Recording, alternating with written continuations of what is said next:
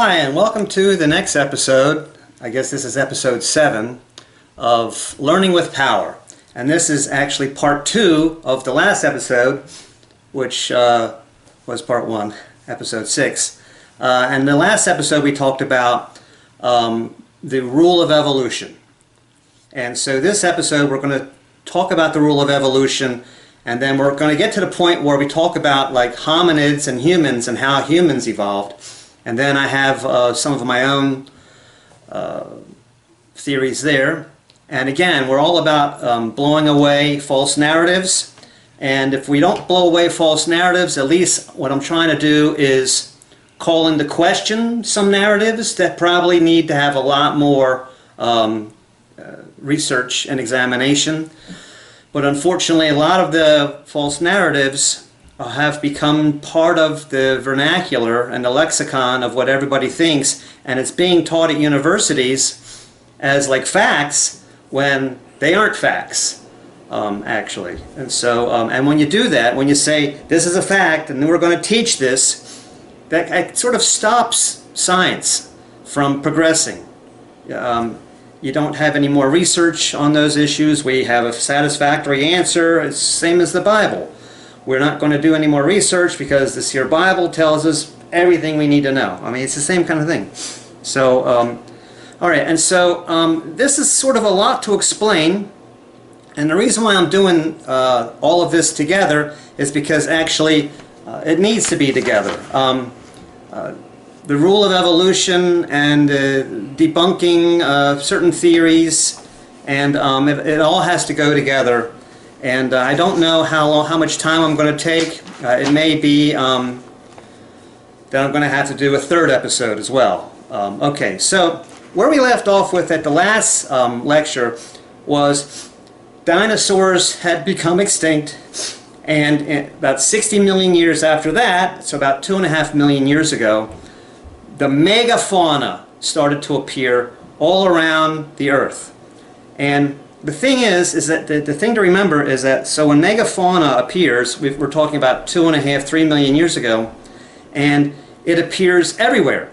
So that's part of what I'm saying about how evolution, so even though Pangea has now split apart, and we've got the individual continents now, still you have megafauna, and you have different things appearing on multiple continents. So in North America, we have woolly mammoths. And we also have woolly mammoths in China.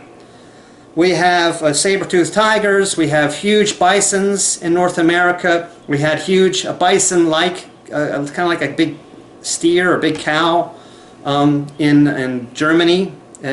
So we have a lot of megafauna at that time, and that took also about 60 million years. So we have 3 basic animal classes. The first one is insects. They took about 60 million years to get really big and to have really dominating ones at the top of the food chain. And then they ruled for about 100 million years.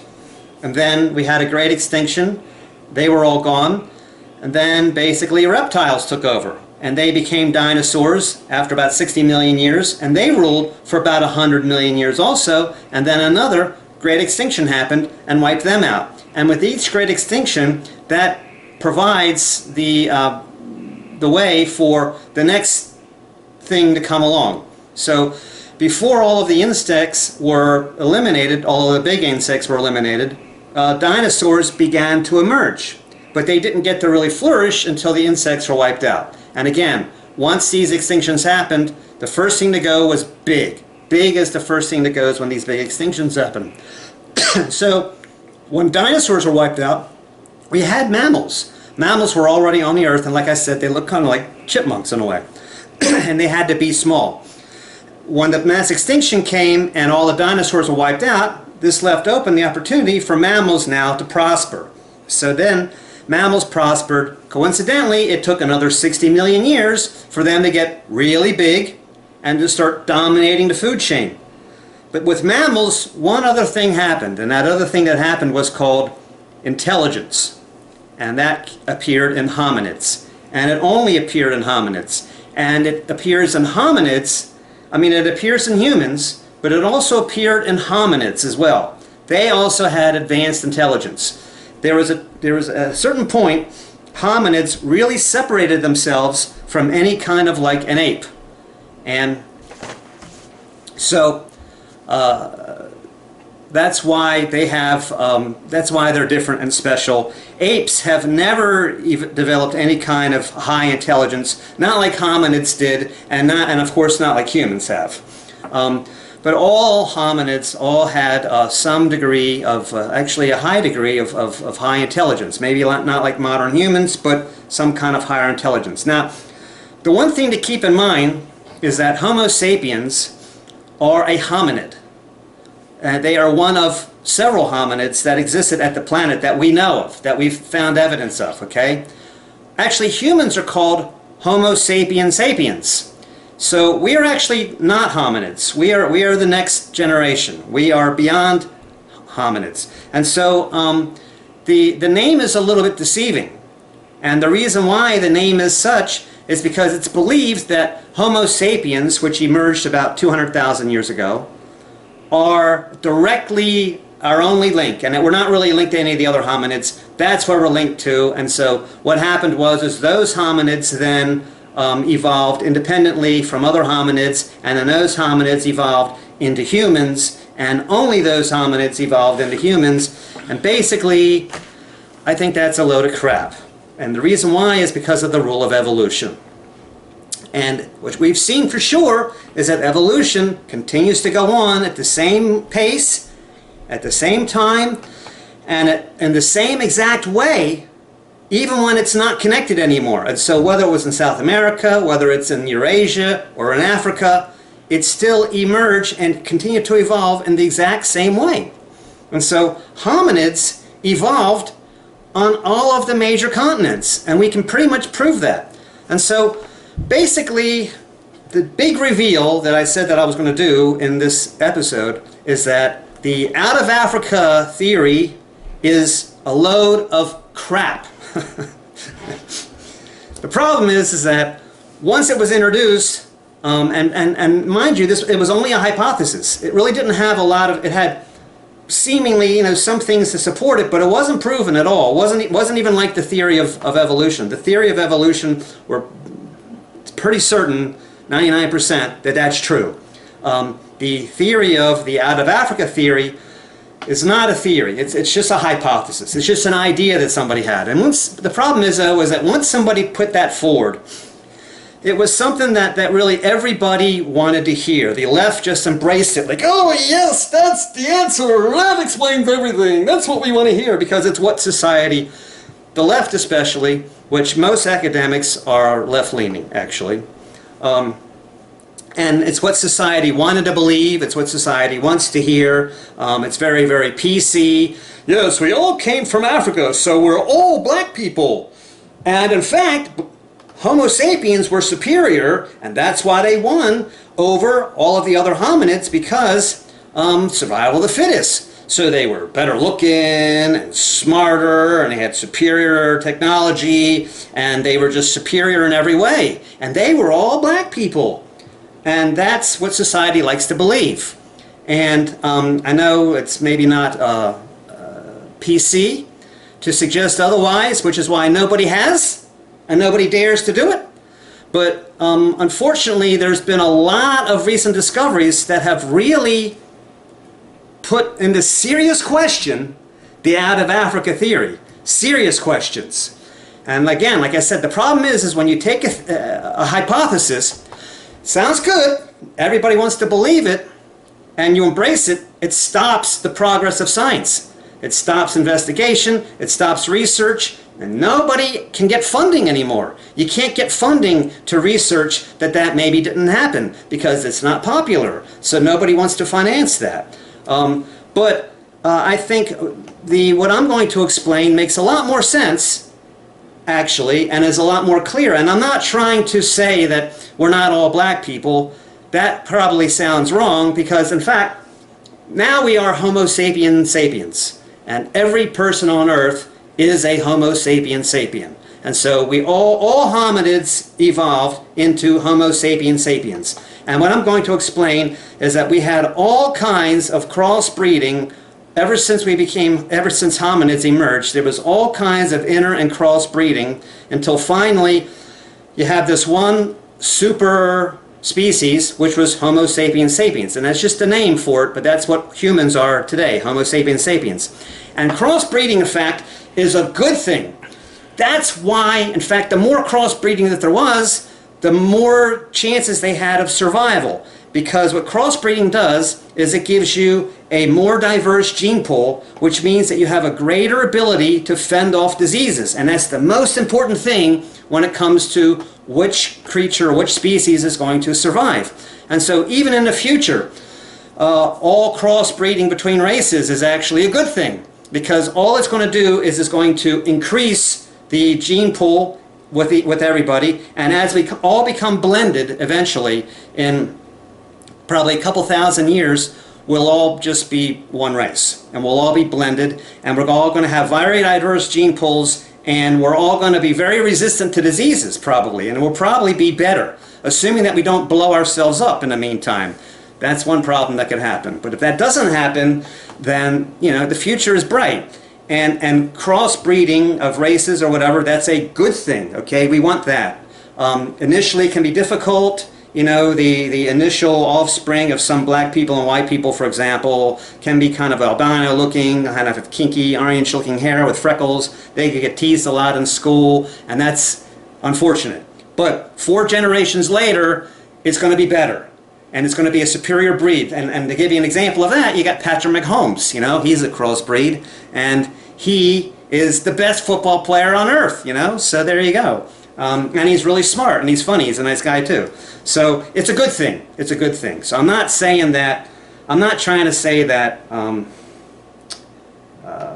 it's a bad thing to all be together. But I am saying that out of Africa, the way that it's being taught in schools did not happen. That's not how it happened, okay? And I'm going to explain that. All right, well, no matter how popular or unpopular it is. And if you give me a chance, I think you'll understand, or you'll see, that what I'm explaining and what I'm proposing makes a lot more sense, especially when you consider the rule of evolution, which is why I do the two things together.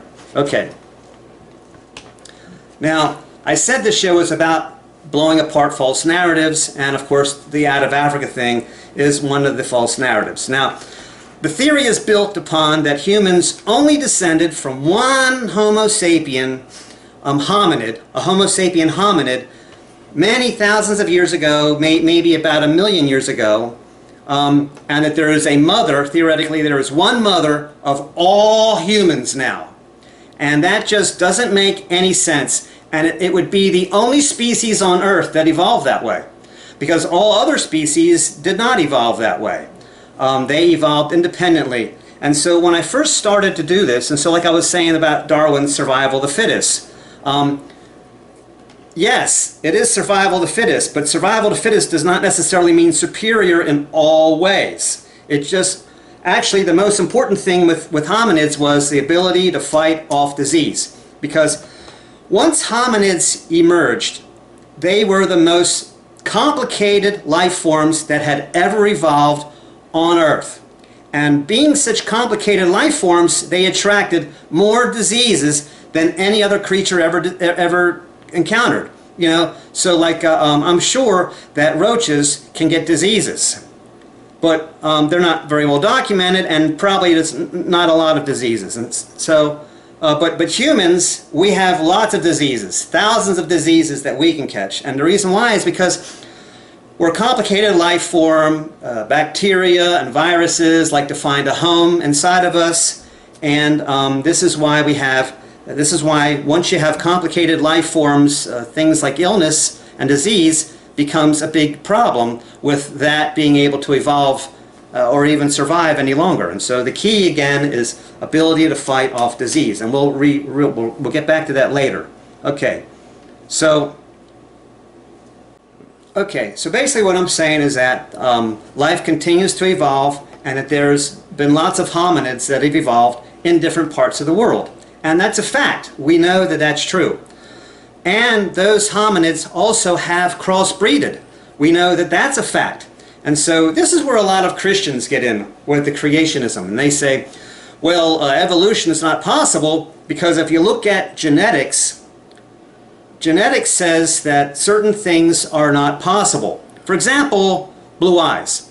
Blue eyes are not, genetically, are not possible if both parents have brown eyes, because they both then only have the brown eye gene. And there's nothing that allows a possibility of blue eyes occurring. And in fact, there's not a single documented case anywhere in the world where some two brown-eyed people who had brown eyes, you know, whose families have been brown-eyed people, you know, ever since we can go back, suddenly have a blue-eyed child.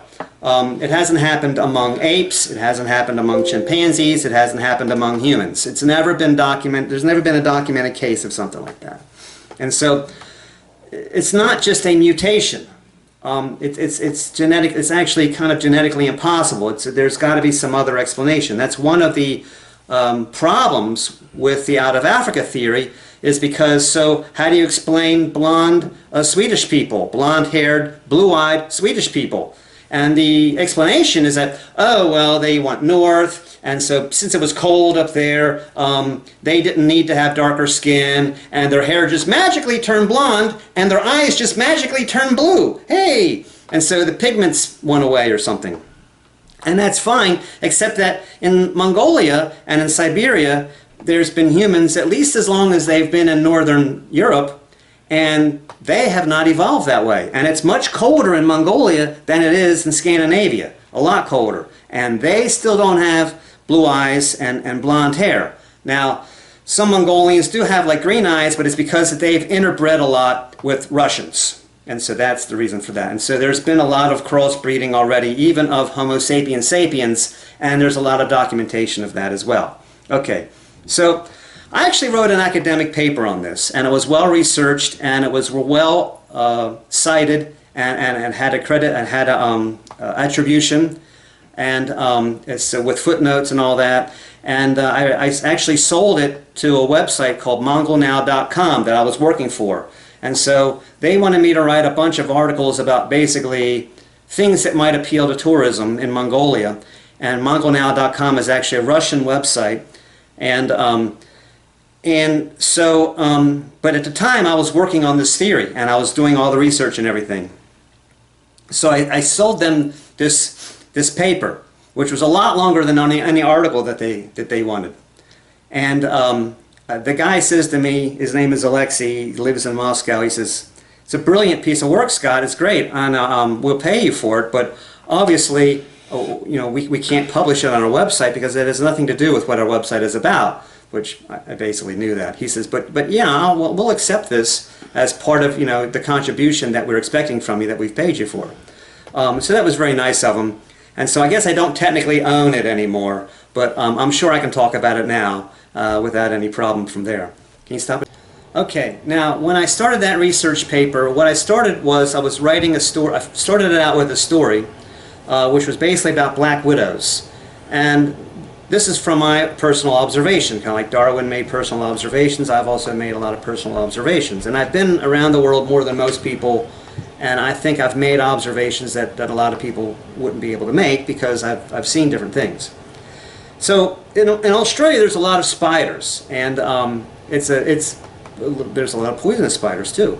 And one kind of spider that they have in Australia are black widows. And of course they're nasty to deal with. And we've got black widows here all over the Americas, all over North America especially. We have lots of black widows. But then what I learned when I did some research about it is that actually, genetically, according to DNA, black widow spiders in Australia and black widow spiders in North America are not related. They have no similar DNA. They're similar creatures, they evolved in exactly the same way, but they're not related. And actually, they evolved after Pangea split. And so, it makes sense that they wouldn't be related, because how could they be connected? So what did a little spider in Australia do to get the black widow spider to get to North America? Did they build boats? Did they, you know, paddle across the Pacific Ocean in their little spider boat and they get to North America in their little spider boats. Did that happen? Of course it didn't happen. And so what that does is it proves that evolution continues the same. And it continues to evolve in the same way. I mean, what a coincidence that black widow spiders would evolve in both places independent of each other and not related to each other. Which means that the rule of evolution works in both South America and in North America. Independently, black widow spiders evolved. Okay, so because the Pangea split up, remember, 180 million years ago. So for the last, and it has continued to split apart, but for this entire discussion about what happened, let's say, in the last 50 million years, the continents have been pretty much where they are. Okay, so so then we have to go to, so now that I've blown everybody's mind, and I'm saying I'm blowing a hole through the whole theory of the out of Africa theory, let's talk about what really did happen then. All right, and this is what we know. Okay, and so these are the things that you need that involves evolution. First of all, you have the rules of evolution. And one of the rules of evolution is time. It takes a certain period of time for certain things to evolve.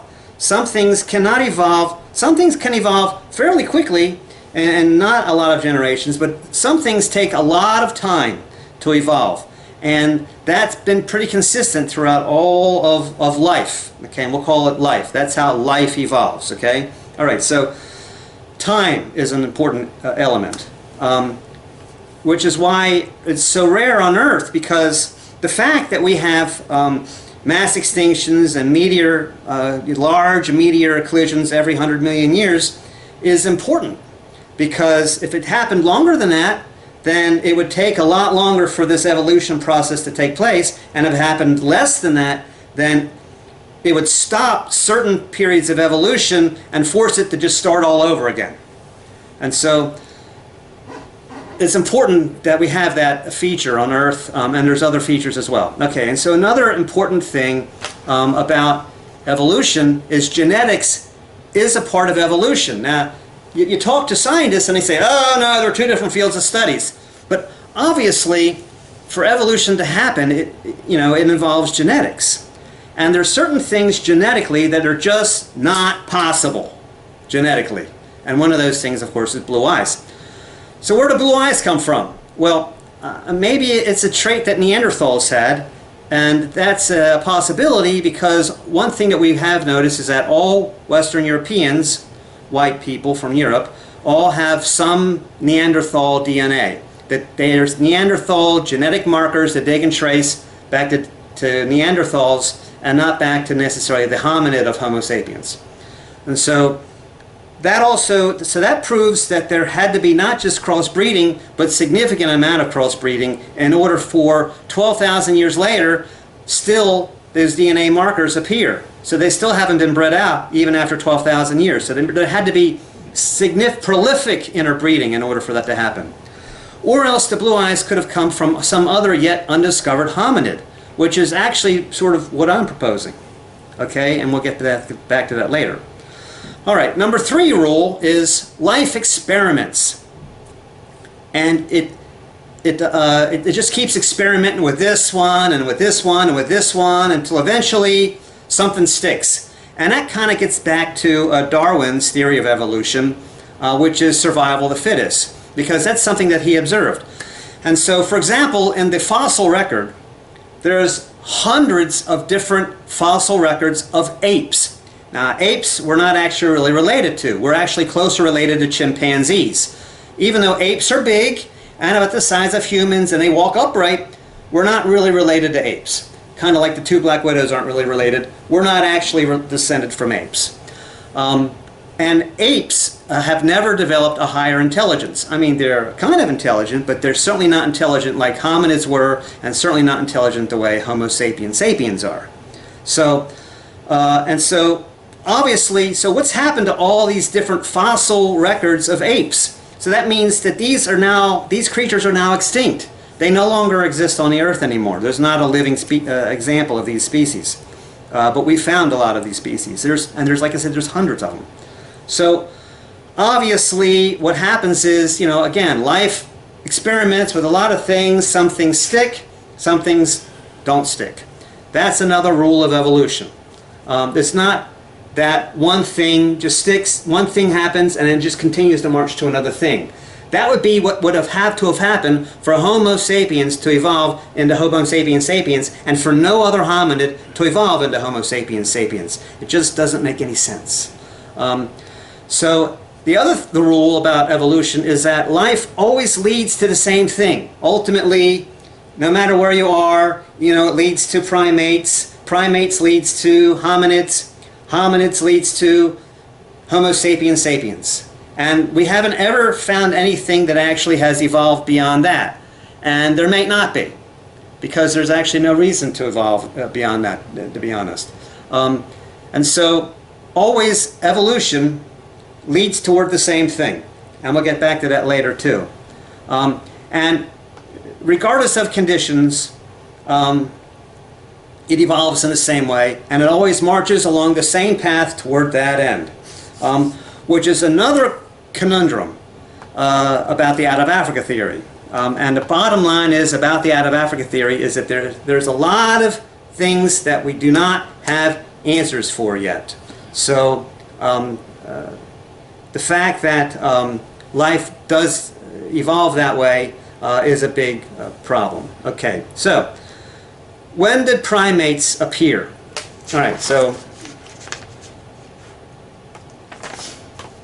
primates, okay, so what happened is after 65 million years ago, keep in mind Pangea now is split apart, and yet we have woolly mammoths in North America, and we have woolly mammoths in China, and they're not necessarily related either.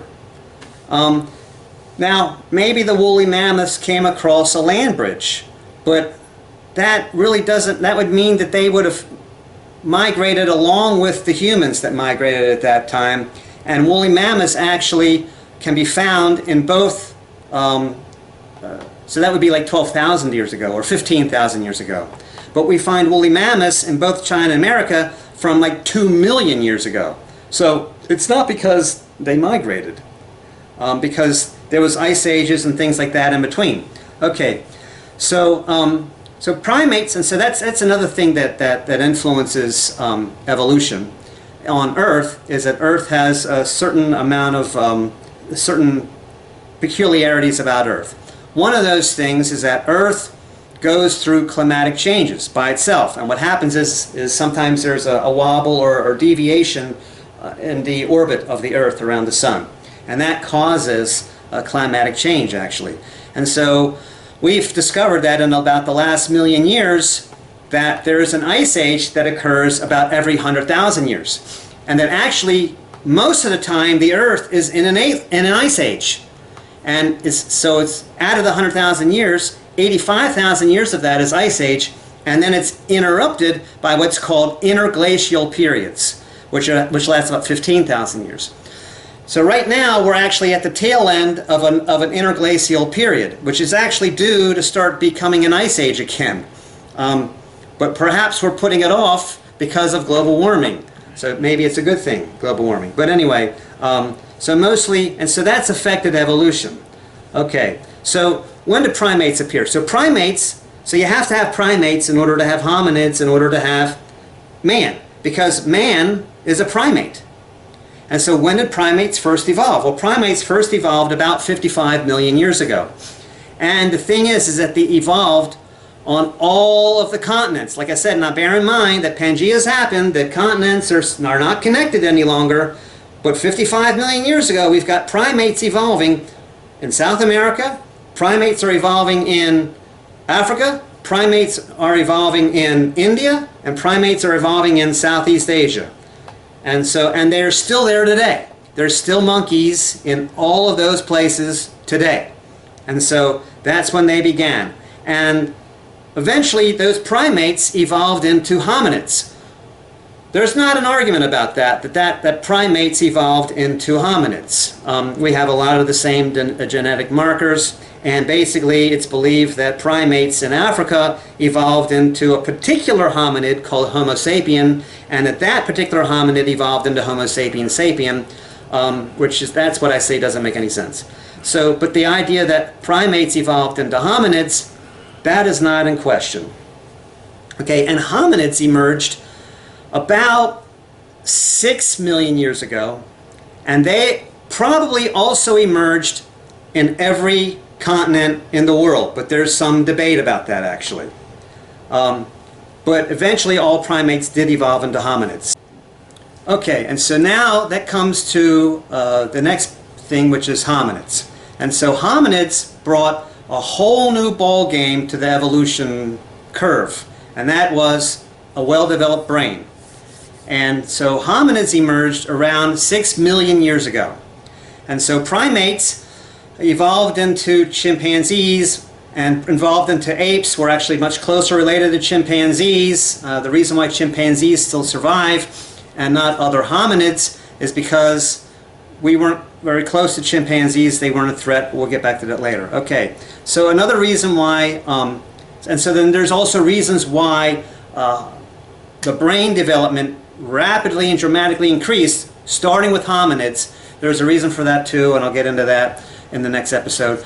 And so the next episode is going to be called basically the hominids, and then after I talk about the hominids, then I'm also going to talk about the future, and I'm going to wrap it up explaining not just the future, but also probably how life would evolve on other planets and the different variations that there can be. Okay, so that's where I'm going to leave it off, is with the hominids, and how many and where there were hominids, and what happened to those hominids, and why we can or cannot find evidence of the hominids and things like that. We're going to talk about the hominids next time. And so then that will be episode 8. Okay, and so stay tuned for episode 8. That's coming soon. I'm trying to bunch these together closer so we can have episode 1, 2, and 3, like an entire series. Which, like I said, it could be a doctoral thesis, all of this put together. It's very long, but it's a lot to explain. But the rule of evolution is closely related to basically debunking the out of Africa thing, so you have to give them both within the same lecture, sort of. Okay, it's just a lot to explain, and so it's a longer lecture. All right, so please stay tuned to part 3, which is going to be episode 8. Coming out very soon in Learning with Power, and I'm Scott Powers Houston, and stay tuned for the next episode. See you then.